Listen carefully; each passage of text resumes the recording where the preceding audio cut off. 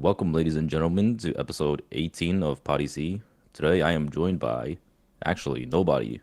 We were planning on having this week off because we were doing an extra long episode last week. We were covering two whole topics, but this week we actually decided for me to do a surprise solo episode since Max is being a busy superstar professional WoW streamer guy and Dratnos is playing that crazy PoE game. And speaking of Dratnos, I was actually watching his PoE stream the other day, and holy hell, I have absolutely no idea what is happening on his screen. How do people even play that game? But anyways, the topics for this week, we'll be talking about the Plunderstorm tournament that we were doing. Maybe we'll talk about a little bit of the April Fool stuff that's been going around. And yeah, I mean, we'll just see where it goes from there. I don't know what the hell I'm doing. But yeah, with the Plunderstorm tournament, it was actually a complete blast. I had such a good time. I'm sure everyone competing was also having a great time. And man, Max's team, ooh, I can't believe those guys lost. They were talking so much crap. Hold up. Yo, wait, wait. You were supposed. Okay, Hold, what's yeah. going on? So first of all, April Fools, everybody. Not only did we say we're not having an episode this week? We are, and it's not solo Dorky. So you guys are gonna be so mad, but get fooled. We are actually going to be here this week. You guys want some more We lore? gotta put this in the title though. We were gonna April Fool's Dorky and just never come in, but you procced Max by talking about his Plunderstorm team. Yeah. Dratnos just messaged me and he said, "Do you just want to never come in and just let him solo podcast?" That for an would hour be and a half?" extremely awkward. Okay, what do you mean we talked shit? What are you talking about? Oh, come on, man. You were talking so much shit. You were like, oh, yeah, there's only a couple of good teams. I'm gonna smoke these guys, blah, blah, blah. I said there were a Nah, but couple you good guys did teams. great. That was true. Yeah. We only were behind Peekaboo and Czar, and they had a different strat. Also Kenny and Loppy, Still going. remember? Yeah, of The course. winners of the Who won tournament. the last game? We won as many games as anybody. We just didn't win them at the right time. That's all it is. Yeah, you just got it at the right time. Yeah, and we But were gonna that go. was fun. It was fun. My take about it is actually wait before we talk about that. Can we talk about April Fools for a second? Because this is we just did like a little April Fools bit. April Fools fucking sucks, right? Like it is the worst bit / thing that happens all years. Pranks are not funny. Like, oh, like I'm just gonna post like fake stuff. It's obviously fake. It's April Fools. Like I can't remember the last time I saw something on April Fools and I was like, wow, that was clever. You know? Like am I the only one in this boat that April Fool stinks or what? I agree. Like their 99% of April Fool's jokes are people feeling obligated to do one and then trying to be funny. And that just usually doesn't actually work, right? Like, I feel like the WoW patch notes, for instance, there were some inspired ones back in like 2008 when they had like a Guitar Hero class or whatever at mock-up, and it's like, oh, this is actually like a really cool idea or whatever. And then sometimes games do things where they actually make a new mode that's like kind of wacky and trying something new, and it like doesn't like that can be cool as well as an April Fool's thing. But when it's just like every year we make patch notes with jokes in them, I don't know. I'm kind of over it. Twitter is also just completely unusable all day. Like every single tweet, you just like social just media like in general. like people are announcing breakups and pregnancies or whatever. You just look at them and you're like, man, the site is just there's nothing here. There's nothing of value. That like all the WoW stuff, the WoW head stuff. It's like again, it's like you're like, oh well, someone there felt obligated to make. Guys, we sound like such haters. We sound like the Grinch on Christmas right now. But like really, it's just I actually feel like the Grinch on April Fools. Like I spend the whole day like anytime I look at Twitter or anything, I'm just like, God, today sucks. But like I don't know, man. It's just how I feel. Yeah, I mean, I love a good prank. I love a good joke, but the day where it's like everything is supposed to be that, I think takes away from it compared to just like getting your friends with something that they have not seen coming. Yeah, the ones that are good are usually the ones that are like super self-aware. You know what I'm talking about? Like Yeah. there's this one with the WoW PvP related ones, and people are like, "This is so cruel." The fact that like they could put something out like this that would like sound like it actually has some pretty good meaningful stuff, but then like Wait, it's what are you not talking real. about? Flex tweeted like some patch notes that were fake, That wasn't WoW, but like Flex tweeted ones where it's like MMR is being adjusted or whatever, and like we're going back to Throne of Thunder. Yeah, look at this one. Oh, I guess I missed yeah. all those. Oh yeah, this may also have been a fake, right? Yeah. Yeah. World of PvP. Oh yeah, Yeah. I find it so interesting. That solo shuffle in that community is so like such a mixed bag of opinions. Seems like is anything in WoW like universally liked? I feel like there's so many like bro, Mythic Plus is awesome, but just like so many people hate it. Rating's awesome, so many people hate it. Plunderstorm, ridiculously awesome. It is like the bane of some people's existence. Like is there anything in WoW that is just like this is good? Oh, the April Fool's joke. Did you guys see that one for Plunderstorm? I did not. I did The not. one where it's like You did. You have to see it. Oh my god, it's like it's Really? something along the lines of like they I feel like it's made. not going to be funny, but I'll look. You'll understand. it was like there was like a patch note where they were like, we've added a new Plunderstorm for PvE or whatever, and just a Noble Garden event where you just go around and loot the eggs or whatever. Yeah. Okay. Yeah. Yeah, it was something along the lines of like, oh, you don't actually have to do It was anything like- to get all the rewards. They were adding the people that wanted a PvE Plunderstorm mode, I guess. Yeah, imagine Yeah. imagine a PvE Plunderstorm. Just like you load in. Okay, is there Okay. a world where a PvE Plunderstorm actually isn't bad? Imagine if Torghast was just That'd be like Plunderstorm islands, wouldn't powers it be? instead of like class powers. I don't know. I feel like that would kind of bang. or Well, it'd basically be islands, right? I mean, No. it is kind of island. Well, it'd be like, yeah, it would kind of be like island. Well, I mean, your suggestion is different, but like, I don't know, you land in, you spawn a bird, and there's just 59 AI combatants that are also leveling up with you, but they would have to make like ramping difficulty and make them actually good, which is just like, that's just not going to happen, right?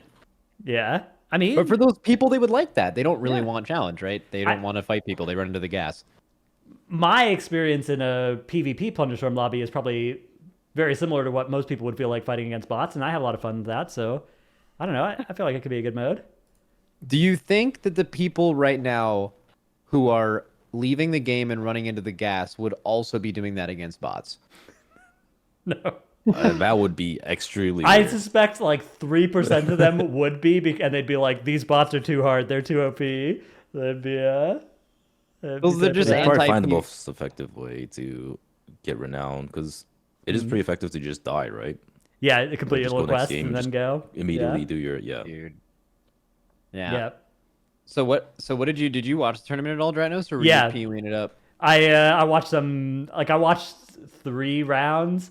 I was most impressed with Nagura and Cruella, who had like mapped out every final circle because there's only like a small amount of ones it can end on, and they would see from like the first 2 circle contractions where it was going to end, and they would just go there and be bushes or whatever for the first for the first 5 games. Like, that was wild. Yeah, Incredibly did you guys cool see, strat. by the way, they had a strategy for actually winning Yeah. at the end? Yeah, like glue them and snowman people in the when the circle, like when the swirlies start getting high frequency. Yeah, That yeah, just they get them were to die of planning on lightning? picking those up. That so they doesn't can- do anything. Yeah. That Does it not? I did it. I mean, no. If you have literally any ability at the end of the game, that if you have Fade to Shadow, that doesn't exist. If you have Fey, that doesn't exist. Right. Like you can Yeah, that's just true. immediately get out of all of those things, and then they don't exist. Yeah. And then you're level 6 and die instantly. Yeah. There is no winning strategy. The winning strategy at that late in the game at level 6 is 2 level 9 or 10 teams are fighting each other. They're both really low. You come in at the end and third party and kill them even though you're lower level. It's really hard to do, but it's possible. The items wouldn't do anything. I think they had an actual like more winning strategy as well that they were going to use in that last game, but then they got dropped on at this, like a unlucky drop early combat situation. Bro, But, yeah. we got the worst drops of all time. I don't know how that compared to like other teams near the top, but 6 of our 7 birds were on the direct bottom right of the map over that like really bad troll village place. And the very first game we got it on our favorite spot, which is like just outside of Stromgard, and there were 4 teams that landed with us. So our drop situations were actually terminal. Dude, I don't know. It felt so screwed because like we kept trying to go left too, but it felt like everyone was left, and it was impossible to get anything done there. Yeah, maybe. I mean, the left is I like don't way know, it better just than the seems- right. Yeah, because I mean, it just feels like everyone just sort of knows what to do. It felt so different from doing your normal pug lobbies or whatever you want to call them. Like in a lot of these games, normally people are just like trying to scrap and they just go out. But in this tournament, everyone's just like running away, trying to live, and somehow you just end up with games where like people have like what 6, 7 teams at the final circle. Like that's crazy. So I duoed with Pika a bit yesterday, and we were talking about it. It was like playing in that tournament lobby was totally different than playing in any other match, right? Like it was there was no items, there was no spells like on the ground anywhere. Anytime you fought someone, they would run at the speed of light away from you. And that I definitely did not expect. Um it actually kind of went against our strategy. So like me and Trill were had a totally different idea than Czar and Pika. And I think theirs was better. Because I like we underestimated kill points. uh we were playing like ranged poke builds because at the end of the game with that many teams alive and like a 2v2v2v2, like being a melee build is awful. Like you're getting hit by everyone's spells, you can't put any damage out when you have to kite away, and we won multiple games by being poke build at that point. But it was so bad for killing people on the way there. The amount of teams we would get low and then they would just like hop on a spaceship and dip the fuck out of there, and we couldn't actually chase them because we didn't have slice or chains. But they were just like, let's play chains the whole time, and then we'll play melee, and we'll swap off chains in the last circle. But like, they lost a few games by being melee in the last circle too. So it's like, what do you go for kills or do you go for winning games? And we each won the same amount of games, but I feel like I didn't. We just completely underestimated kills, and they played a comp that just allowed them to hard farm kills, and it would look super fun too. What did you guys kind of go in with the idea of? Our strat was a mix of both actually. Like we specifically had a strat where we would play as many melee and like catch stuff as possible, up to like level 7 or so. Like basically like early to mid game we would have like chains, snowdrift, quaking leap, slicing, like all that stuff, right? Like stuff that actually lets you kill people. And then by the time we get like closer to late game, we would like transition our builds into a range or more range oriented and poke build. So like whether it's like slicing plus rhyme or full on like rhyme plus holy shield or whatever, Mm-hmm. we basically just went for that. And me and Grau would split our defensive stuff. So he would get like fade, I would go for caltrops so that we're not like Yeah, it's taking each super other's OP. powers. Yeah, Yeah, and like you get higher level stuff. yeah, and I would get like repel and he would get lightning shield. That was basically our strategy, but our beginning was like so bad across multiple games. Yeah, you guys were running away from it. Bro, we tried to kill you guys one time and Growl just went and died in the gas. I was so mad. I remember that. That was like the second game or some shit. That was good. Yeah, that I was just like, dude, there's no way he's doing this on the broadcast. Um, the I'm interested to see where this kind of goes from here. I was actually really surprised at the viewership. It was kind of massive. Well, I But a mean, that's big to be expected, right? Because there's like 60 streamers.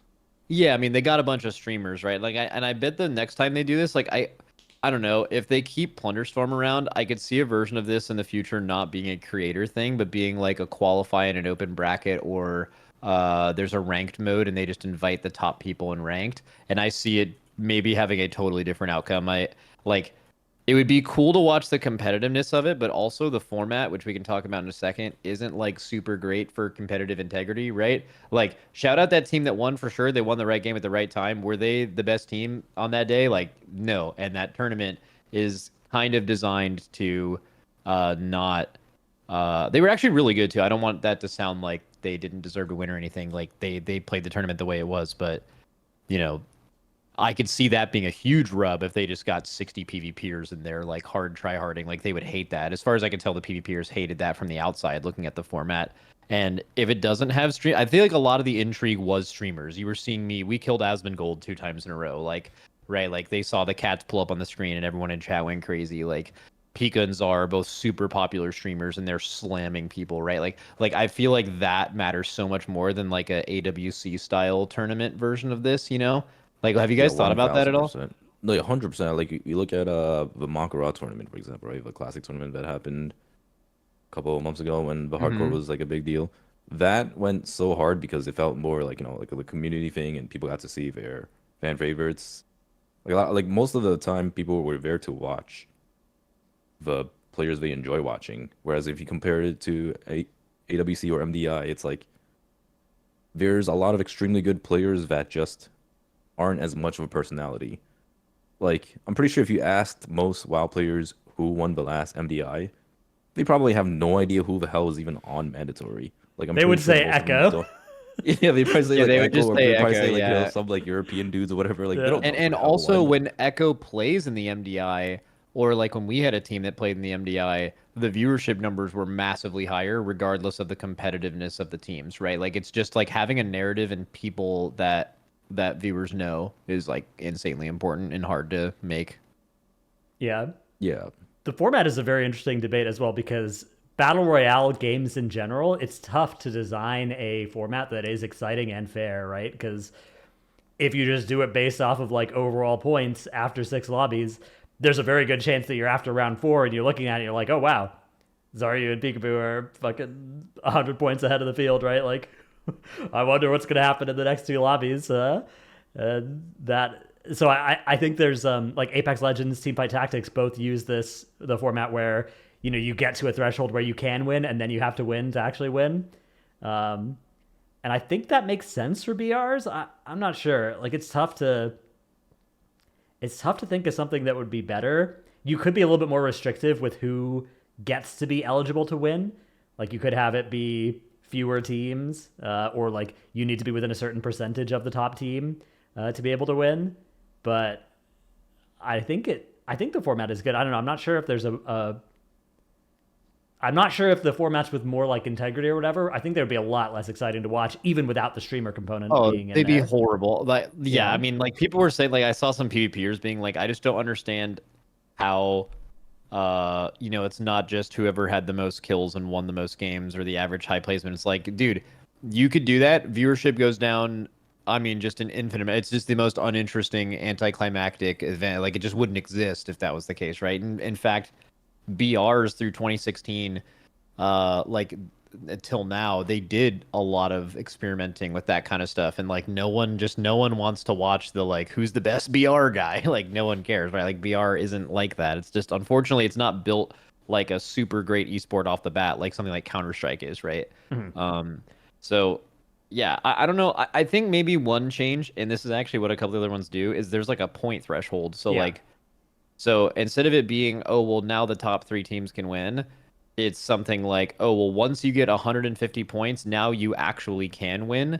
But like, it would have only been like Zaryu and Pika who would have been able to do that for like 2 straight games, right? And yeah, they would have gotten targeted for sure, but like that's way better than like, oh, the team. I'm pretty sure in the first team of 3, the same like Zar and Pika were eligible, even though we won the game right before that. We were 4th to people who were hiding at the end of the circle the entire game. So like that, like them being eligible for the same time as Zar, like didn't make any sense. But yeah, I mean, it's also like a streamer tournament, so big time. Who cares? Like a big reason why a lot of people were really up in arms is because the team who definitely played the best and didn't win, which is Zar and Pika's team, they have a lot of fans, right? They had a lot of viewers. So the viewers are like, my favorite streamer got cheated, even though it's like a community tournament and almost everyone, I believe, got paid more money for showing up than they did for winning or how much they got, including winning. Right. So yeah, I don't know. Yeah. yeah. I think like the for fun part really makes the tournament not only much more enjoyable to play, but also much more enjoyable to watch. Aside from the whole part where like Zarya and Pika lost and people got mad. Yeah, What do you Future guys- Plunderstorm looks interesting as well because there's trios coming soon as well, right? So Oh yeah, that also. it is, seems like they're making some. I guess that's an early sign that they're happy with how the format's being received, right? Like you wouldn't necessarily add that in if you weren't happy with it so far, right? I think it was ready from the beginning. You could tell from the like very beginning of this game coming out that they had been testing trios internally, and like when you're partnered up with someone in that game, like you're in a party with someone, you're in the direct center and your partner's to the back left. And like very obviously it looks like there should be a person in the back right. Like the UI is designed for trios. And I actually talked, so after the thing was over, I actually had the ability to interview the lead developer for that game while playing duos with them for an hour, and I did ask about that, and like trios, what they were gonna do the whole time. Like it's not a sign of like, oh, people like this, we're gonna do trios. They were just Okay. always planning on having it come out later. But they did allude to like, oh, we love that people love Plunderstorm, but they also said that it's not gonna come back soon, and like we're not getting like a new map soon. I specifically asked that, like, hey, is there a reality where, it's just like once a season we get like a new Plunderstorm map and most of the same abilities, maybe a few new ones, and mess around with something like that? And he was like, well, there's so many unannounced things this year, and like War Within's coming out, so, and he was pretty much basically like, yeah, there's like one option. We might leave Plunderstorm up for you to play it, but like we're not doing any new Plunderstorm anytime soon. Yeah, I guess that would be the kind of decision where they would make that decision now, and then we'd feel it in 11.1 or something when it actually would get done, right? Because they work pretty far ahead. Or that'd be so hyped though. Can you Yeah. imagine if like they were like, in 11.1.5 or something, they're like, and there's gonna be a new BR thing, and it's not a secret, and like you just know it's coming out. I will be like circling that date on the calendar like the old days. I'd be ready. Do you guys think they should add more or new rewards to it? Yeah, why not? Because Well, there are a set of there's gonna be a people lot of who loud people. they force themselves to grind for 60 hours on the current renowned track, and if they're forced to ever do that again, I think they're going to quit WoW. That's what I read on Twitter, at least. That just confuses me. So the alternative is don't make a renowned track with rewards Yeah. because Yeah, we'll just come back as people something as you play. would be mad. Well, they're forced to get it because That- they want the mount. Yeah. But okay. Yeah. See, that would be like another tour gas, right? Like imagine. So that's like, having sorry, to before we move grind past that, is that for the fucking season. insane? Isn't that insane? It's a little, well, I would say it is indicative that Blizzard has done a good job of putting compelling rewards that people want there, especially the renowned track format makes people feel a strong urge to go and get those things, which that urge is overpowering but I don't enjoy the process of grinding this for a lot of people. Whereas it doesn't for, I guess, the PvP rewards, right? Like every season we get exclusive PvE transmogs and mounts that go away if you don't get them that season, right? But a lot of people don't feel the need to go and grind those. But the Plunderstorm rewards certainly why is a this much different? higher percentage. Well, I think part of it is that it's actually doable to go and get the Plunderstorm ones, whereas if you're not very good, you're never going to get 1800 or 2100 in PvP. But I think also it's just like, limited time nature, flashy thing. It's like clearly aimed at a broad player base. I don't know. I think that psychologically the combination of the format, how it was like surprise dropped, and the fact that it's like a renowned track with cool thematic rewards it's hooked into people's brains and is dragging them along through a grind that they are not enjoying. Which Bro, I've heard. I don't think that's people say Blizzard's that- fault, but I do think that it is happening to Yeah, of people. course not.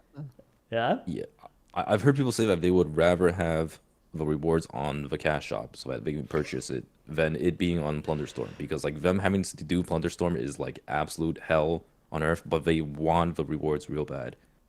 But it's also because like it's like a pretty cool set of cosmetics, right? It's like a transmog, a pet, and Yeah. a mount, I believe.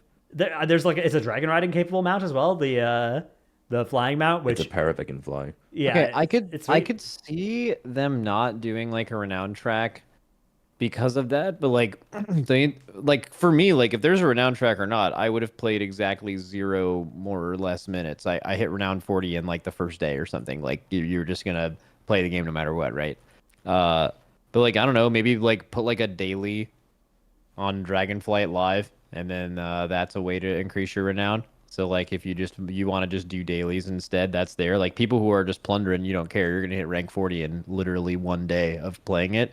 But if like you hate it that much, it can have some. I just think the idea of like, oh, like we created this really cool reward structure for this thing, and then they're like, okay, we're not gonna do it next time because people felt like they had to do it, which is just it's crazy to me. Like PvP all the time. I could definitely get whatever rating in PvP you would need to get most of those rewards, right? But I just see that it's PvP. I don't like PvP, and it's just like, okay, I'm just not getting those things, and that's okay. I feel like, yeah. is that unreasonable? Is that a weird way to look at that? I know I- everyone's different, but I think that they should continue to provide cool rewards for doing Plunderstorm. I do think your compromise that you suggested there is a great one as well, to let the real anti-Plunderstorm people have a way to get the same rewards. Like I think a daily Plunderstorm. But what if they don't want to do dailies either? I think that the cross section of the people who are like running into the storm and farming the renown and not liking it, and the people who don't enjoy grinding daily quests, I don't think you're ever going to make those people happy. Those people are what on earth do they like then? Why are they logging into World of Warcraft? What actually is there? There's nothing else. Well, they just want something chill, casual, easy grinds. Yeah, but that they can dailies, eventually I don't work know. towards. I think that would be a good like replacement as well. But even if they didn't do that, I think that you're like letting the terrorists win if you don't do a renown track on the next Plunderstorm. 100%. Yeah. Yeah. Speaking of new Plunderstorm, what would you guys like to see for maps if they were to come out with new maps? I've been thinking about this a lot. I haven't. I would save a maw. The maw is actually good. The maw would be cool. I think the maw would be a sick one. Pull the Actually, maw map. I was thinking Maldraxxus would be sick as well. Maldraxxus is like pretty natural BR. There was a post from one of the devs on Twitter a couple weeks ago where somebody was like suggesting Stranglethorn Vale, and they were like, "Oh yeah, like obviously we like that idea as well." But actually, Stranglethorn and a lot of other zones have this problem, which is they have a shitload of trees, and that is like bad for Plunderstorm if it's heavily forested.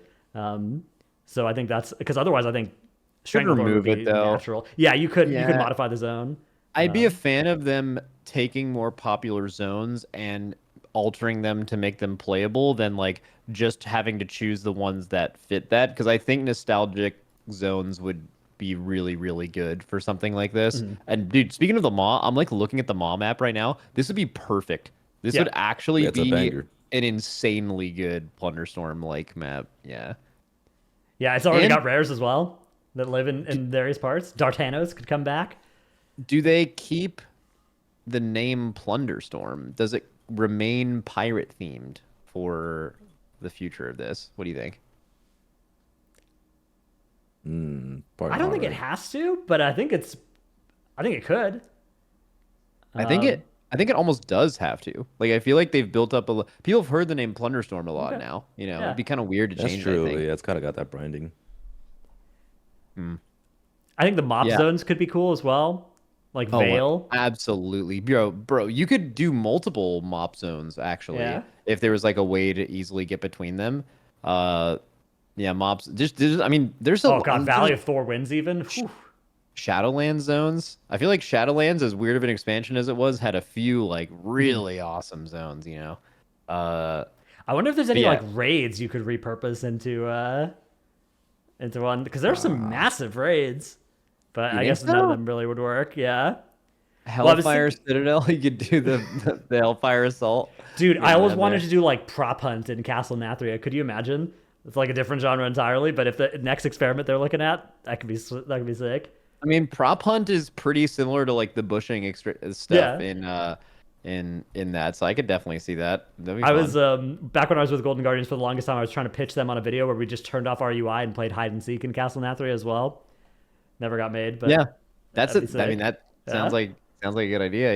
Yeah. I'm trying to think of some anecdotes from me getting to interview him. I mean, obviously, I tried to push for like some answers, but I couldn't get enough. The only main one was like, "Yeah, we haven't thought far enough ahead to like do this every patch right now. Like that's that we're glad people like it." So basically.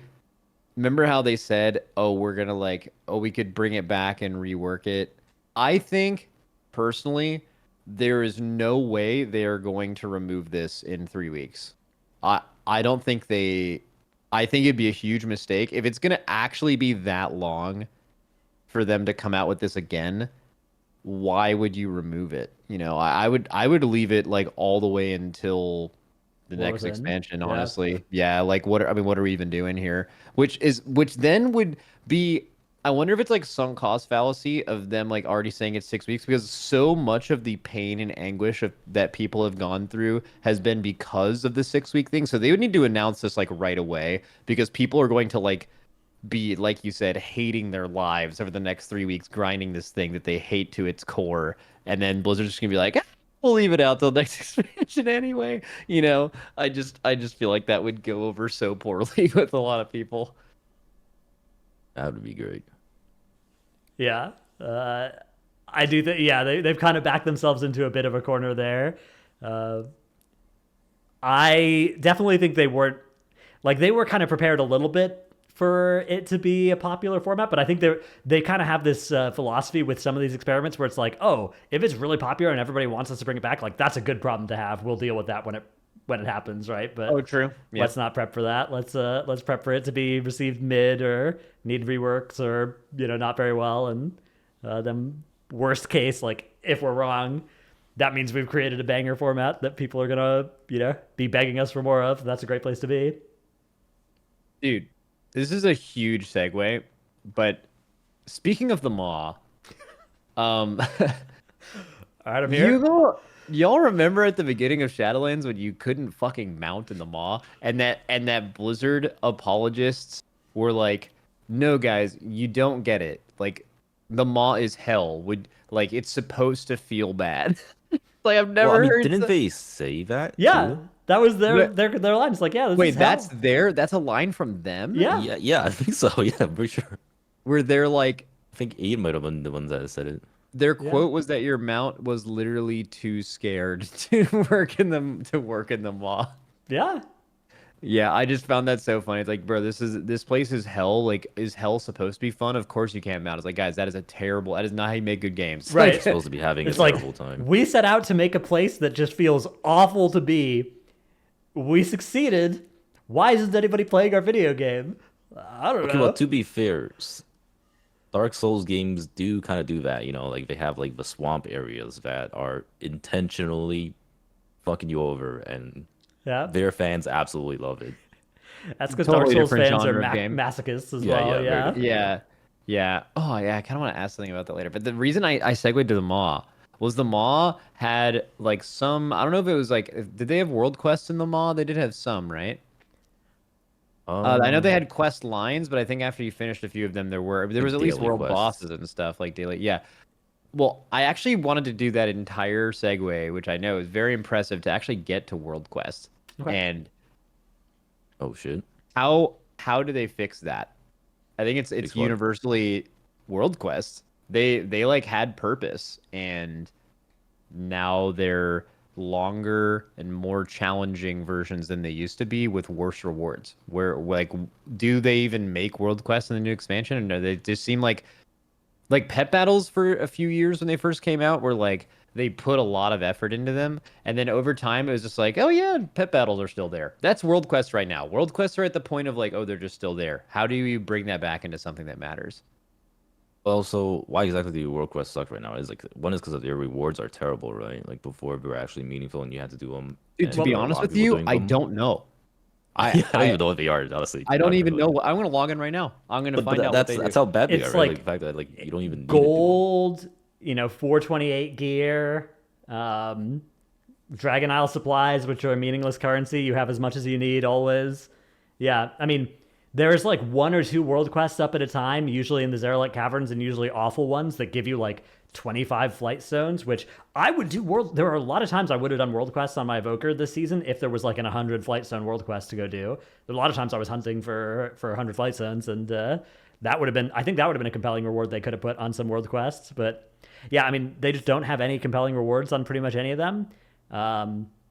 It's not actually that bad to do most of them. Like Shadowlands made world quests a lot worse than BFA and Legion, but they are not as bad anymore. There are a lot of good ones in Dragonflight. There are ones where you literally fly around a mountain and plant flags by flying through them. Those are sweet. There's like the photographer expedition ones. Those are sweet. There's the climbing ones, which are fine. And then So there's you're a a lot of world ones. quest expert. Yeah, You know... Okay. I've done a lot of world Dratnos. quests. I've I'm a seen you do completionist. some weird shit. Yeah, man, I'm going for the meta achieve. I'm Okay, well, I'm outta here. okay, so it's because you're a completionist. You need to do a certain amount of world quests to get an achievement, I'm assuming? Yeah, there's a meta achievement, and part of it is like, oh, do 10 climbing world quests, and also just other random achievements for those that I've done from time to time whenever they pop. Also, at the start of the expansion, there was like your guild would be like, oh guys, there's a 376 ring you can get from this world quest or yeah. whatever. You log in, you go do that. Like, so Those are good times. Yeah, I love those personally. But I don't know. It's just sometimes if I'm not doing anything and I fly over a world quest, I'm like, okay, what's this? Right? Like I'm I like knowing what they are. And Dude, I feel like I'm so I have to be so disconnected from like regular WoW players because like you sound like the most wholesome like regular WoW player that so many of our viewers could identify with, and like I have never even began to think about doing things that you're saying you do right now. Yeah, who the hell even does these things? I have no idea what the dude, hell you you're got talking you about. got Tyvan the mount, the dog from Dude. Onaran Plains, man. That guy's cool. If you do the whole I meta tried achievement. doing some world quests in Shadowlands, and my god, they were miserable. They made them because like I used to do them all the time in BFA and Legion, right? Because like Yeah. you kind of like had to, and at least they had some pretty banger ones, right? Like I love the Bejeweled ones. I love the Dude. Lorgok puzzle ones. Even when it's I just like love- someone in this cave is mining Azurite from the world's open wounds, put a stop Yeah, to you it, just kill right? some Like, mobs, right? You're like, Yeah. poggers, I'm gonna do that. I can kill one guy in a Yeah, cave. they were so chill. Yeah, that's the big And you get thing. to They have Shadowlands, be it's chill like- and easy. You got to kill 8 bears, and then you got to, go and activate 3 pylons. Then you have to fight a mini boss. Then you have to open a door. And it's like, what are we doing here? It's a multi-part 7-step world quest. What's the point of this? Dragonflight's a lot better about that, though. It's just that there's no compelling rewards. I think that is the main reason why nobody does any world quests. And part of that is that there's not AP, right? There's no AP, so they can't. Is make- there a compelling reward that isn't AP for people that are not completionists? Maybe They is could- a good question. They could put like a moderate amount of. They could increase the amount of whelplings crests you could get from them. You could see ones pop that were like 15 whelplings, 30 whelplings. They could even put like 5 Drake's crests, 10 Drake's crests. Again, 100 flight zones, 150 flight zones. I think all of those are like world quest rewards that would be pretty sweet for a lot of people. What about crafting materials? Yeah. Like so many people are complaining, rightfully so, that crafting is just like super expensive. Why not have like a, if you see a world quest for whatever a super rare mat is, you're like, oh my god, one of those is up in like this zone, like then you go do that. Maybe it's that in like the new age of WoW. It's tough because like ha- if you put Dracothist or whatever on a world quest, it's not going to be very valuable anymore, right? It's gonna tank the price of it. I think a reasonable amount. Yeah. Yeah. Yeah. What about like, okay, how about if they actually gave good gear over the course of like a long period? Like, what if you were able to get up to myth track gear, but it would take like, I don't know, like an arbitrary like 2 months or so. Like eventually you'll be able to get it, but it takes like a long time. That You way, can. There was people this. who do endgame content are as compelled to do this. There was this it's demented like- it's Reddit an post option. I saw. You guys know those green circles in the Dream Surge zones you can fly through and get like 2 Whelplings crests? You guys ever seen those, like the little green orbs in the air that are up in random zones some of the time? Wait, I fly through them all the time Yeah. when I'm like ADHD flying while talking about something, and I have no clue what they do. Yeah. So whenever a zone is the Dream Surge zone, those are up in that zone, and some of the time that's Valdrassus, so some of the time they're up in Valdrakken as well. And they give you like 2 Whelplings crests every time you fly through one. And somebody calculated that if you played for like 83 days flat, you could upgrade those Whelplings crests at a rate of 3,400 Whelplings crests to 15 Aspect crests, and you could get full 386 crafted gear from just flying through green circles for like 80 days logged in nonstop. But I think, Dorki, you're probably talking about a less insane version of gearing through this than that, Yeah, right? yeah, like a little bit something less where demented. Yeah. people who prefer to do this type of content will be able to get endgame gear, but like it's not something Yeah. you can. Yeah, I think that within, would be like, the cool, first 2 months yeah. or so.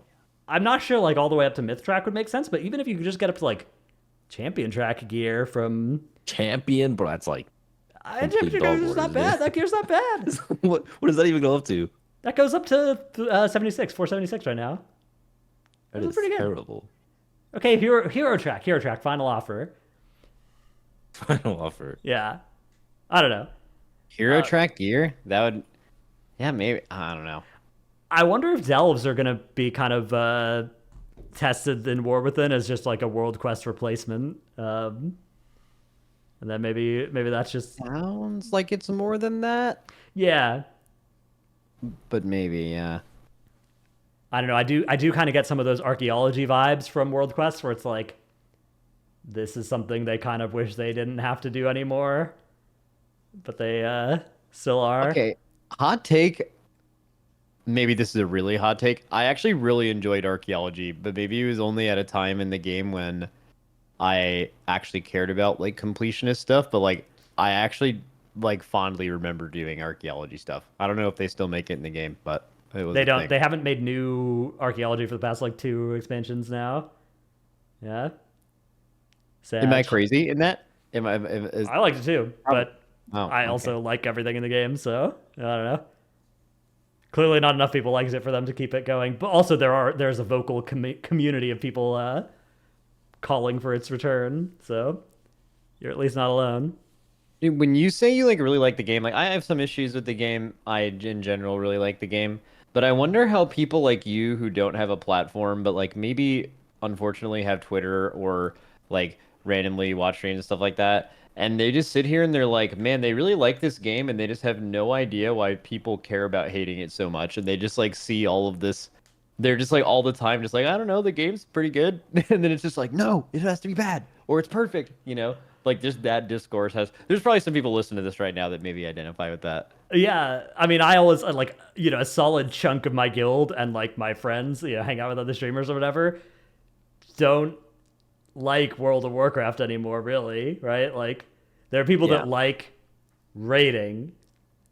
There are people that like progression rating only. There are people that like Mythic plus key pushing only. But like the entire rest of the game is an annoying shell that the more they have to interact with, the more they have to learn about it, like the less they're enjoying themselves, which that isn't me. I could see like it was kind of I was close to becoming that in Shadowlands actually for a while there, man. That was Wait, what got you out of? Wait, so you're saying you were like, I hate every other part of this game other than like raiding in dude. Mythic Plus or something. Like, what? How did you get to like being a completionist again? Well, Because I don't know.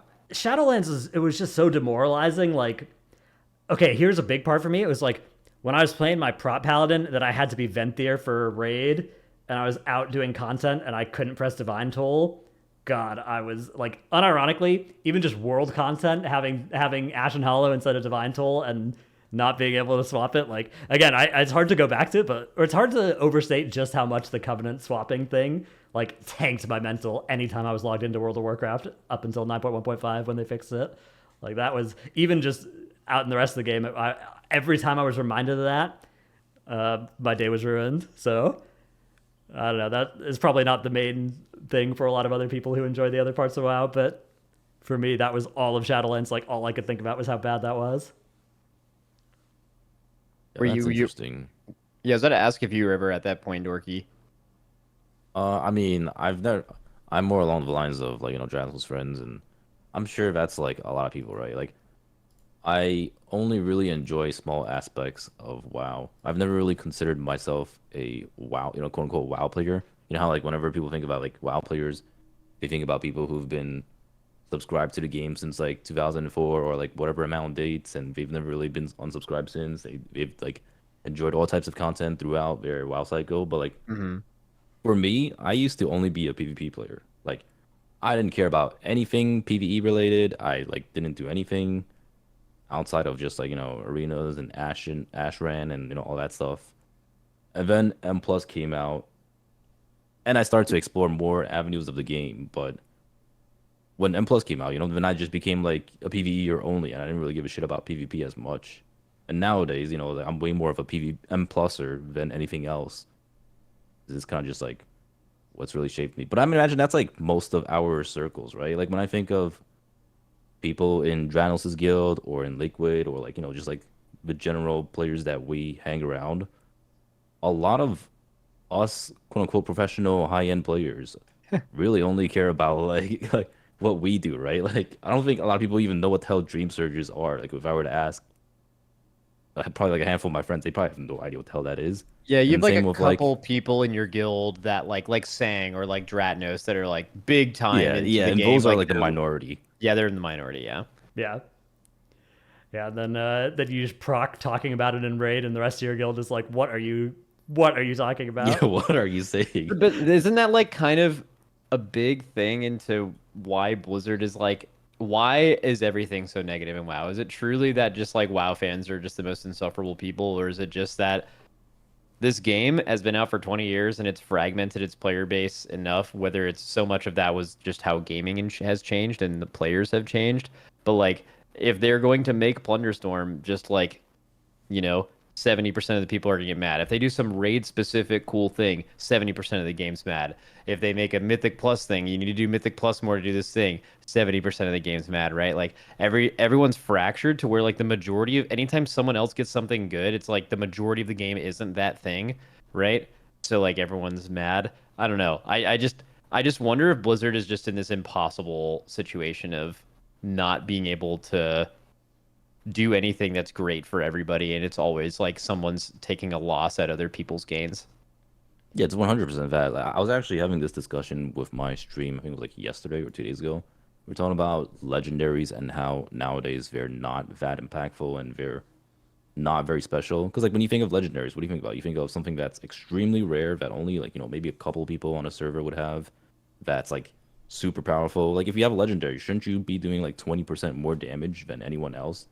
But Yep. that's not okay in modern retail Yeah. WoW, right? Because like if you like a red paladin right now, if you get a legendary, it's like, oh, finally you got a legendary. You're one of the 10 or like one of the 1,000 paladins that have it, and you just now do okay damage. Like you'll do a little bit less than the shadow priest now. Great, but is that okay? Like that's not really a legendary at that point, right? You should have legendaries that actually like make you powerful and are actually hard to acquire. And when you get it, you get the fat dopamine Yeah. hit. But then But the alternative is they make it extremely hard to acquire. Only like 30 people in NA get it over the entirety of the season. And they do make you 20% more powerful than everyone else. And then a few Raider IO groups only have they're the only people who know those paladins, and now they're just doing a key level higher than everybody else. And that item would feel legendary. You would lose your mind and remember it for the rest of your life when you looted that item, just like you did with Warglaives or something like that. But the reality is gaming has just changed a lot, and that just isn't okay now, right? And like Blizzard's stuck between a rock and a hard place for sure, bro. If they did that, people would be so much more than they're doing now. But you're right, or so much more mad than they are now. But like you're right that the legendaries just feel like items. You might as well not even call them legendaries, you know? Like it's They're just like all go ahead, it's Jonah. so bad, right? Like if you told me like, hey, next season, do you want to play a class that has a legendary or one that doesn't? With this system, with this type of legendary, I'd be like, hell no, get me off that, right? Like I would just I have to sit there rolling the dice for like 10 weeks until I finally get it, and then I have to like spend 500K and do a bunch of super Dream blooms or surges. whatever to be able Yeah. to craft it. Which like I've done a lot of super blooms in my day. That wasn't that bad, but like man, I would instantly choose to not be playing a legendary class going into next season if they continue with this model. Which that should show you that it's not good, right? Like you go back to previous years and it's like, oh my god, like I'm one of the Shadowmourne classes, right? Like people rolled on to classes to be one of the legendary people in the past, right? And now it's I would roll off of you know a, a class that I knew was going to be a legendary wielder in War Within season 1. I'd be like, yeah, you can have that one co-tank, right? Like you can take that tank. I'll be the other one. That's fine. yeah, the worst part is you're getting a legendary and you're still performing worse than actual OP specs. In what world does that make sense? Yeah, I mean it's tough not to crack because the more power you put into the legendary, the worse it feels to not have it, and the more guaranteed the legendary is, the worse it feels to not have it as well. Which the model that they have right now, where it's like increasing drop rate over time up until it's 100% randomly on like week 14 or something, is I think it's the worst of all worlds as well because Yep. you know you're guaranteed to get it. You know it's going to happen. It's not going to be exciting. Like it's not like a exciting random thing that might happen to you. But also you're very unlikely to get it before the bad luck protection is super ramped. And so like of 100 people in a room, 95 of them had a bad experience of watching one or two other people or seeing one or two other screenshots of somebody getting the legendary and then not getting it themselves until 3 months into the patch. It's like again, like Which one would you guys rather do? What would you rather have? I think the old model also wouldn't work for a lot of good reasons in retail. And I think the model of like giga rare, giga powerful also wouldn't work in retail. So Okay, so I don't know. I will say, I had this discussion with Evade one time, and he got extremely angry. It was about Legion legendaries. So during Legion, when I was playing with all my friends, right? I had a bunch of people start up the game. Legion new expansion. Everyone was super hyped for expansion, and I would say like legendaries during that time felt so good to get. Whenever you were like doing random world quests or Interesting. you were doing your M2 spams of Mob Souls, And whenever you got a legendary, it was like a massive dopamine hit. Like I don't know if like you guys had that experience, but it felt so good getting a legendary. I mean, if And you a got a large good part of that one, was oh my god, you were well, fucking. well, I can remember well, getting my like base. I can remember where I was. Like I was an Archway dungeon. I can tell you. I can tell you that. Like that memory is like seared into my brain. yeah. So I got bad legendaries. Yeah, I'll Me too. just say Mine that. at But first as well. I got yeah. Sephi's Prydaz and Agrimar's Stride as my first three legendaries. Pre-buff to Sephi's and Prydaz, it wasn't worth me equipping a second legendary Yep, it even was when I terrible. could. It was literally a DPS loss to put either of those on. So my experience was very bad at the start of that expansion, but I still got like tremendous You still remember memories that feeling of getting, yeah, from like when I did get the remember good ones later in the expansion. getting the item felt like extremely good, but then like the realization that it was like the worst possible legendary you could have gotten, and that your RNG got completely screwed afterwards because of the whole bad luck protection thing, suddenly made you go from like extreme high to an extreme low of depression of like, what the hell am I doing? I'm so screwed. But then like every time like it normalizes again where like you're back on the grind, then you get another legendary and it's like another massive hit of dopamine. And I would say like a large part of what made it feel good was I was pretty much a noob at the game, and me being like not so familiar with the whole idea of like min-maxing, and like I just didn't give as much of a crap about these types of systems, and it made my Legion experience better. Whereas I understand that, like, for a lot of players, it was the worst thing ever. And I had this discussion with Evade. He was like, dude, Blizzard needs a public apology to everyone for creating this whole legendary system, and how like every single player in the game hated it, and how it was the worst thing they've ever done. And I'm like, man, Evade can be dramatic. yeah, yeah. Oh, Yeah. he was definitely being dramatic. And I was like, man, I don't think like everyone hated it. Like, I'm sure there were a lot of players sort of like me at the time that just like didn't really know any better, right? Like, we were just kind of innocent noobs that were just, Well, we were just civilians. We were just playing the game, and it felt so good to get the legendary. But I not fully even understand how it's like terrible. you're not even an innocent noob. Like I think that the thing that we're talking about, right? The legendaries, where you can't even do a cool legendary anymore because if it actually made you as powerful as it needed to be cool, it would just that couldn't work. If it was rare enough to be cool, it wouldn't work, right? That like mentality in gaming got really really big in the pandemic. That was a massive rant. Like the whole like you start a game by tier listing the best character and playing that. That's like a pandemic thing. Like that happened before. Like Legion came out in 2016, man. Like people you could still do stuff like that. It was still yeah, like certain people didn't like it, but like it was still much more acceptable for you to create the BIS legendary. And I mean, if you played at the beginning of Legion, it literally took you, I think, 7 months until it was pretty much guaranteed for you to get your best legendary, right? You couldn't do that now, but you could do that then. I think gaming, even within the last, I mean, it's crazy to say Legion came out 8 years ago. Like, you could have done that 8 years ago, and you can't do that now. You couldn't have done that 3 years ago, right? It's just gamers' expectations change over time. Yeah, I mean, but there's an example of them basically doing okay Legion legendaries, but you can craft whatever you want, which is Shadowlands legendaries, and those are so unmemorable that you guys didn't even remember yeah, there were those are Shadowlands boring as hell. legendaries until I just Yeah. brought it up right there, right? Like that's not even in the It was just like conversation of another piece of gear. legendaries.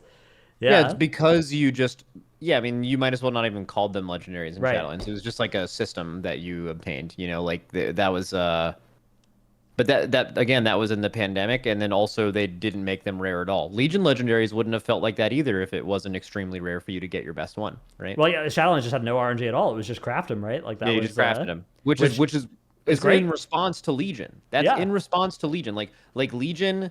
Yeah. What people said is like, oh, well, you need to have a legendary vendor from the start. If you want to know why Blizzard ever didn't do that, is because they wanted you to feel that feeling of looting your best one, even at the expense of you not having it for a while. And that is something they realized, well, our gamers don't want that. They want this stuff right away. And yeah, it makes it a lot less cool, and it's more numbered, I think that's like where a lot of the basis of the argument of like, everyone just cares about numbers now and all that stuff is true, because like people that's true. People have want that's not a pro player thing. That's just gaming has changed and people want that, right? And it is kind of lame, yeah. Yeah, it's a tough nut to crack, but I'm basically at a point with legendaries where I hope they kind of just table them, put them back on the shelf until they have a new idea for how to approach them, and because I'm down for them to do another experiment of some kind with it and then have it be bad. But what I'm not down for is them to just keep running back the Nezuro Fearlath Yeah, this legendaries is every awful. season. This is It's awful. awful. Yeah, It's awful. Yeah, I hate it. dude, I'm This is kind of definitely on the. favorable. I kind of wish WoW picked a good class for this, and I wish they actually did make a rare legendary. Like, people would hate it, and they'd be so mad they didn't have it. But like when you eventually looted this thing, it would just like blow your mind. And I feel like experiences like that are something that WoW does a lot better than other games, and they can't really do anymore. I just like, yeah, like it's gonna be unbalanced, man. But you have a really low chance of ever even seeing the item. I just feel like stuff like that to me would be cool. But then like I don't know, maybe I'm contradicting myself because like if we're like doing the race world first and somehow like someone in Echo just fucking loots this item in like Oh, week yeah, one you guys and would we be lose, so like mad about that. I would literally quit WoW forever, right? So like if you extrapolate that to like Mythic Plus and you're a Mythic Pluser and you like doing high keys at the end of the season and you just can't do the same key level as someone else because they have a legendary, then I would understand that feeling of hating it. But yeah, I don't know. You just give it something they- like Ellie Shaman, and there's not too much danger of it. Like it just makes them into a regular DPS no. class that's fine to bring, but not too that'd OP. be terrible. Yeah. It would be so bad. I do think like that's what sort of makes Dragonflight. Like Dragonflight just doesn't have any flavor to it. Like when we think of BFA, we think of whatchamacallit, corruptions, and like getting an early echoing void or something was just like the most insane thing. And we had like Titan forging in Legion, whenever you got like a Titan forge gear, it was like the most crazy thing. But there's just like nothing particularly memorable or flavorful in the current expansion. You're But right. that's kind of okay. Yeah. It's kind of okay, but at the same Well, time, the it's kind of sub like, numbers have it's a proved little bit that that doesn't matter as much as you'd think, right? Like people are playing this expansion and not dropping their sub more than any other Yeah, expansion. there's just a lot right? less excitement.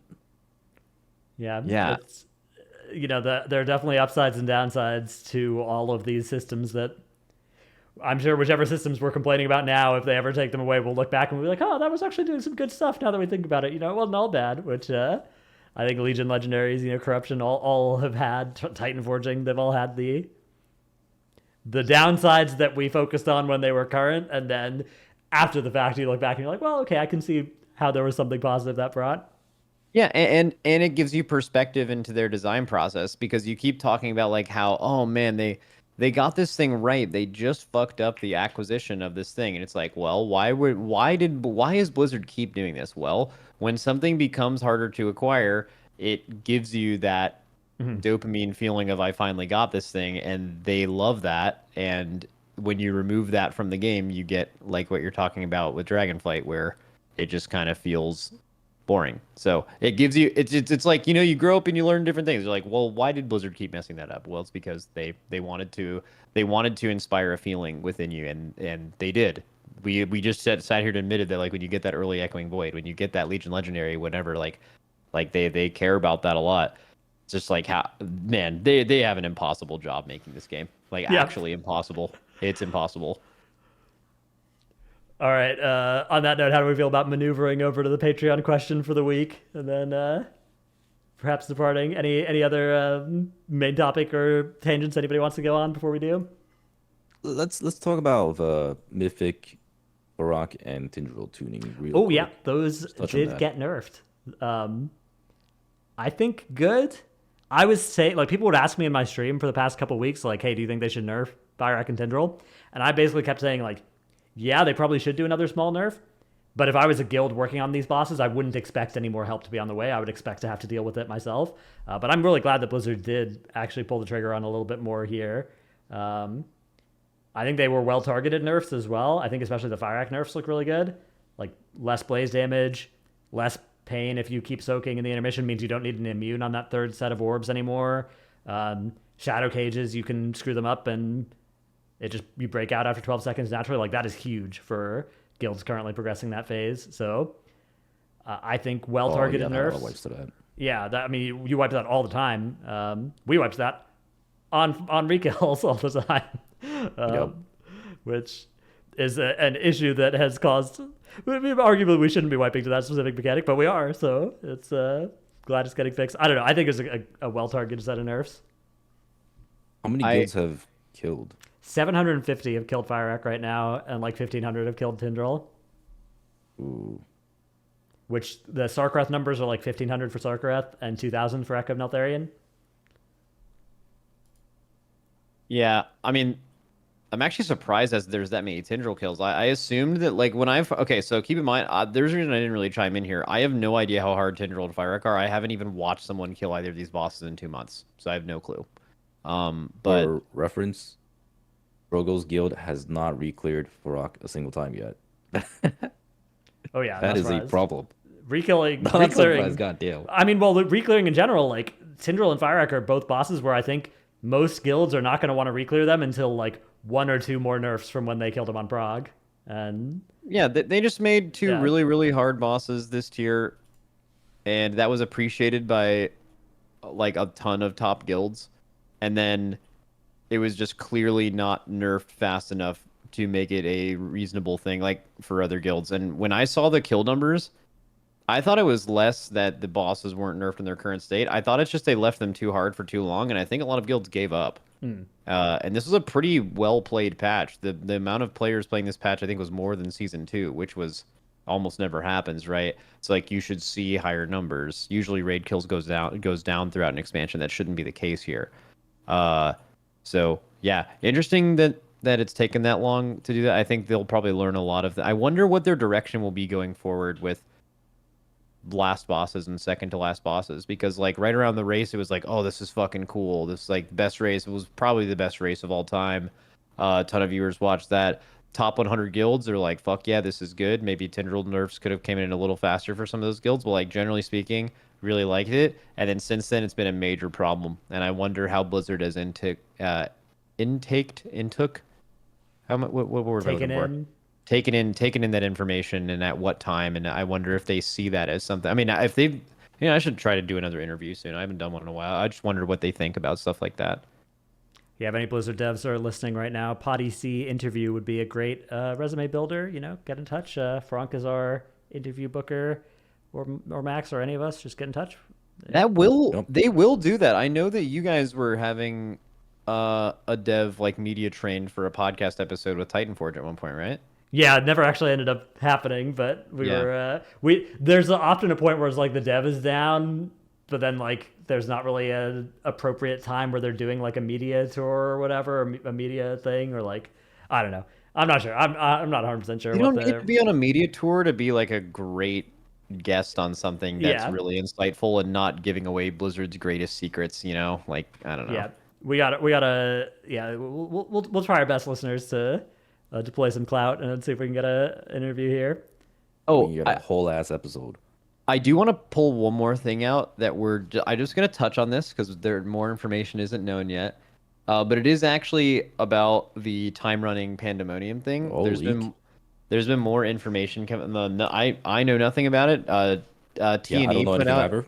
Yep. T&E put out a video recently about like some data mining stuff from that, and there's some really on the nose stuff like Vampire Survivors game mode, which makes it, that's the file name, which makes me think that's not what it is. But if you look at the rest of what's been data mined, it seems like there's a lot of mob stuff coming back, like some quest lines, and maybe we'll revisit like some stuff, maybe a raid or whatever. But like, it actually does look like there would be some like if you look at a mobile version of Vampire Survivors, this game called Survivor IO, like the way that they handle gearing in that game is like exactly the gear that was data mined, and it's called like time running gear. So I'm really interested in seeing that. And they also have been reiterating recently, like, hey, we're coming up with some new PvE stuff too, because like all the PvE people are like, where's our stuff? So kind of cool. I don't think we should spend a ton of time on it just because it's not even confirmed, but at least it looks somewhat interesting what they're going to be doing a little bit into season 4. Yeah, I'm hyped as hell for some more experimentation. I'm not hyped for season 4, which at all. Me neither. Yeah, I've got kind of a bit of dread for the process of like re-gearing and like organizing raids and stuff during season 4 and doing all that kind of stuff. But the time running does seem sweet. Whatever it is, that sounds cool. So I'm looking forward to that as well.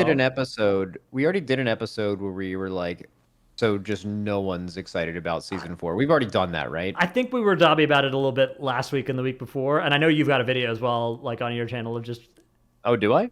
I think so. Yeah, Fronk put up Oh, a dobbying video about season Yeah, 4 for yeah. you. Yeah, Yeah, you have a Dobby video and people are not happy about Beautiful. it. yeah, Oh, look at that. I'm Yeah, you gotta- disappointed with season 4 of Dragonflight Yeah. with my head Yeah. in my hands. That's That's literally an insane. Aswell yeah. video I think right Scripe there. had a This is tweet so that was funny. like, that must have been the real last straw or something. Which, yeah, tremendous. Oh, yeah, I don't- Last straw. I mute Echo members on Twitter for races, and then I've never remembered to unmute them. So like you guys keep bringing up all these tweets, and I never see anything like that. But yeah, that is a good bit. The Yeah. Last yeah, straw for that- me. that is extremely clickbait. Yeah. Okay, let's do it. Patreon time. All right, here it Season 4 comes. sucks. Yep. Patreon time from Cool Knife Guy. How do you deal with tilt in raid? I'm an officer in a slightly above average cutting edge guild, and there are some nights on Reclear where it's clear the entire group has become tilted. No one is screaming or blaming each other or anything like that, but people become quieter. No one wants to calm anything. Silly mistakes in early phases of bosses start to happen more and more. It feels like an unsolvable issue that feeds unto itself where one or two frustrating mistakes happen, like an ad getting clipped in P2, an orb going in on intermission, both of these on Fyrakk, and then people give up, resign themselves to not trying as hard because other people aren't trying as hard, etc. Huh. Max, I So- assume this is something you guys don't have too much of a problem with during like farm or Reclear, but how about during Prague for you? You ever felt tilt kind of growing? Yeah, so for us there's exactly one time, and this is actually probably relatable to most people, I think. The only time that I or we truly get tilted is when sorry, my mic's messed up, sorry. The only time we get truly tilted is when we feel like we're beating our head against a wall. Like pretty much in general, if you can wipe and pretty much anything happens, but it's clear that you've learned something and that you're going to apply that to the next pull that you're doing, and you're like continuing, like that problem solving process is fluid and it's happening. You can wipe 100 times as long as you feel like you're like progressing, then you're not tilted. That's how it feels to me, and to us. We kind of famously don't like we're kind of lighthearted, so maybe it's a little bit different than other people, but and we've randomly like procced a bunch of really funny people that kind of keep the air light, but I think that the only time that we ever feel tilted is when we're like, what are we even doing? Like the past 30 minutes, what have we done? And then no one can say anything good, and it's like, okay, now you're tilted. But you can change that by being more productive and being better at problem solving, which is pretty much all that the race is how quickly you can do that. So there's that. I have played in guilds that have not gone for world first. Sometimes it's just based on the people that are in it, and your like emotional leader. And I don't mean your guild master or your raid leader, but like every guild has like a few people or one person that like people kind of get their vibes off of, you know? And if like one of your emotional leaders in your guild gets like a big open sigh at the end of your wipe and then doesn't elaborate on that any further, guess what? Everyone's fucking instantly tilted, and it's probably irrecoverable. And you guys are gonna have a hell of a raid night for the rest of the time you're there, right? But then sometimes you can have someone that stays generally positive, and I'm not talking like just says random cliches like, hey guys, you know, we're wiping, but let's focus up and go again. You know, if you hear someone say that too many times, it means nothing to you. I mean, like, I don't know, you just have to like have conversations like real humans, solve problems, and generally enjoy each other, and have raiding not be a chore or a job, and then you generally don't tilt. But like, you know, you have 20 people, everyone has different drives and ambitions of why they're there and stuff. So I don't know, what do you guys think from your guilds and farm or progression feeling tilted? How do you combat that? So I kind of understand like where it's coming from. Like I don't even know if it's a tilt thing necessarily. Like sometimes it's a tilt thing, but sometimes it's also just like people get tired or maybe like apathetic towards like, you know, attempting good pulls. It's like what happens is when you're 200, 300 pulls into a hard boss and, you know, people are making mistakes, do P1 or just like simple stuff that just happens over and over that shouldn't be happening at that point. Less people start to like people just start to have sloppy pulls, right? It's like, all right, we just keep wiping to the same thing. So I sort of start going on autopilot, and you know, I just have like a second monitor where I'm just watching a stream while doing like the same pulls again until we get to the point of progression. And or well, I guess this is talking about reclear, but like I guess like what happens is like people just like start to care less and less, and it snowballs, right? So it's like someone who doesn't usually fuck up much just starts to focus less and start, thinking about pulling the boss and doing the right things less. And so that person starts fucking up, which is like kind of rare, and then it just kind of like snowballs downwards, and everyone's kind of like screwing up. And I don't really know what the solution is to that because you have like 20 players, and at some point, someone's gonna screw up on something, and then like it just like snowballs downwards.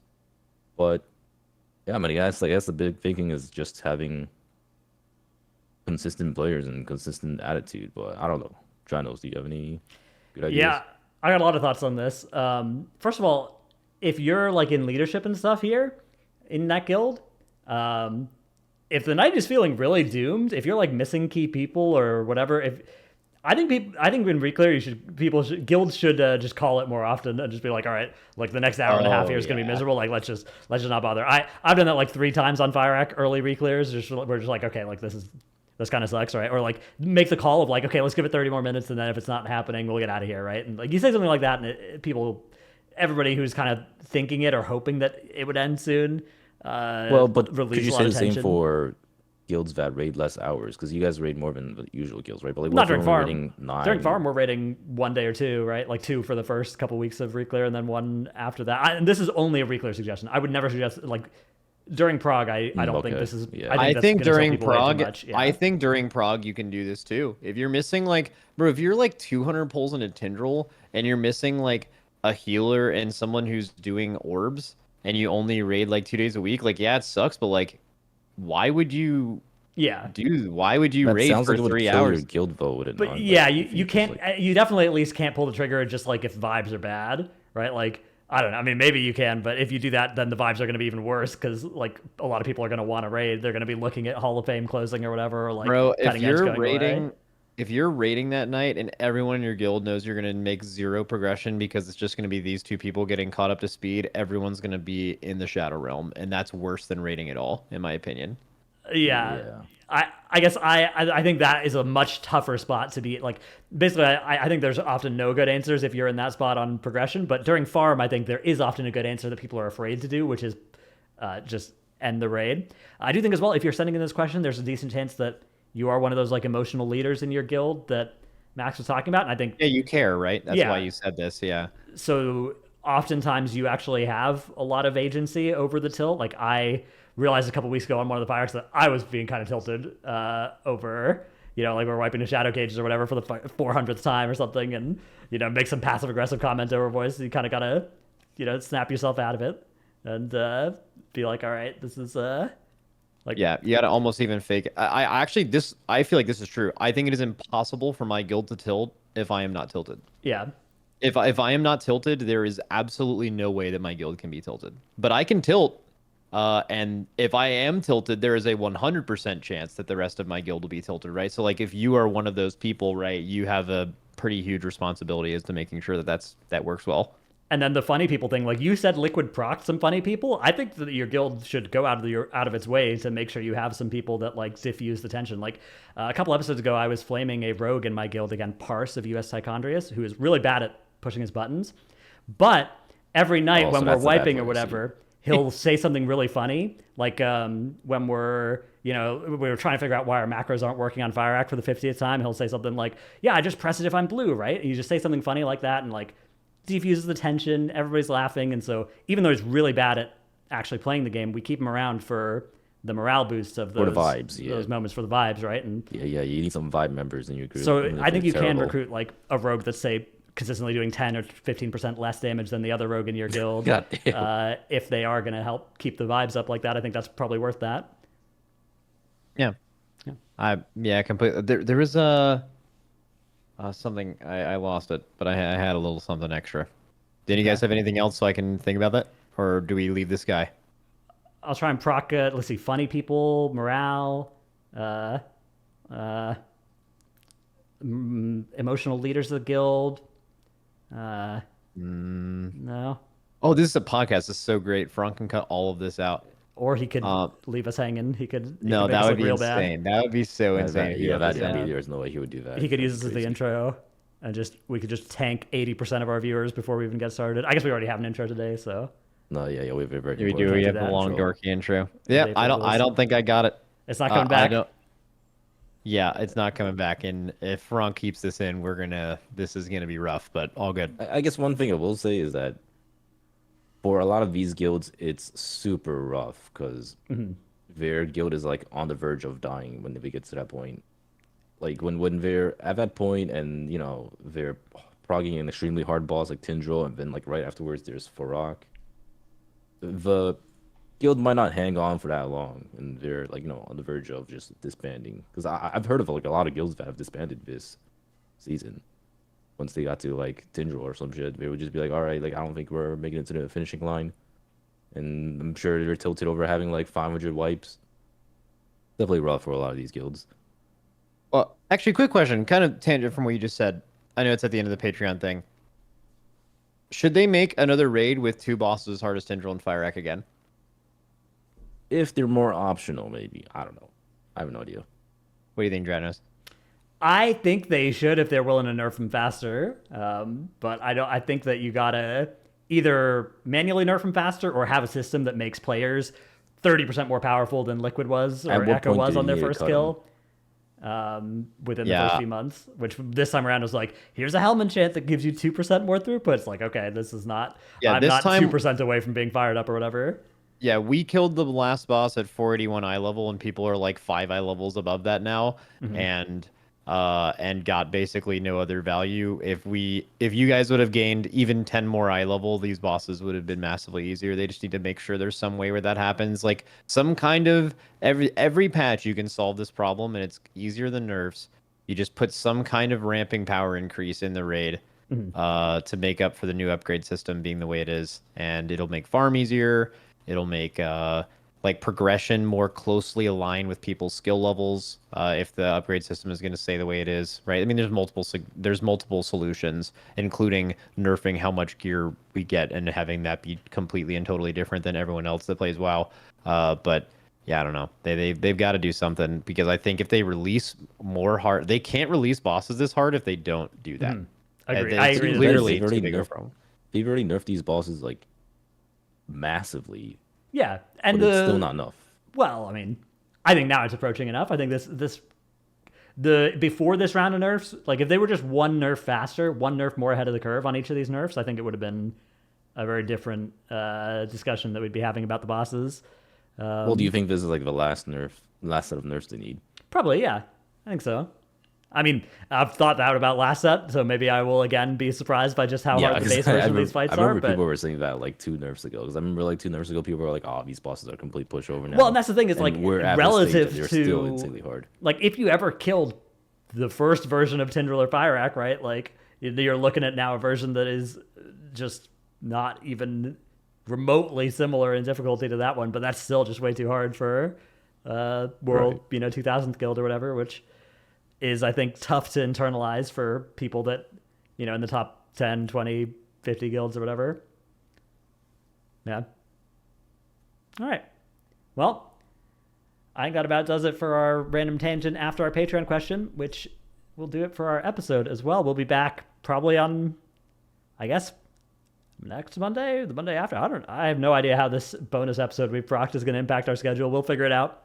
We'll see you then. I mean, I'm pretty sure we're just gonna continue as normal, right? After could just do this Sunday, because we're gonna end up releasing this a day late this time. But I mean, we'll just do it like this upcoming weekend. Yeah, it'll be fine. Everyone's happy. Get pranked, April Fools. Stay mad, by the way, viewing audience. Yeah.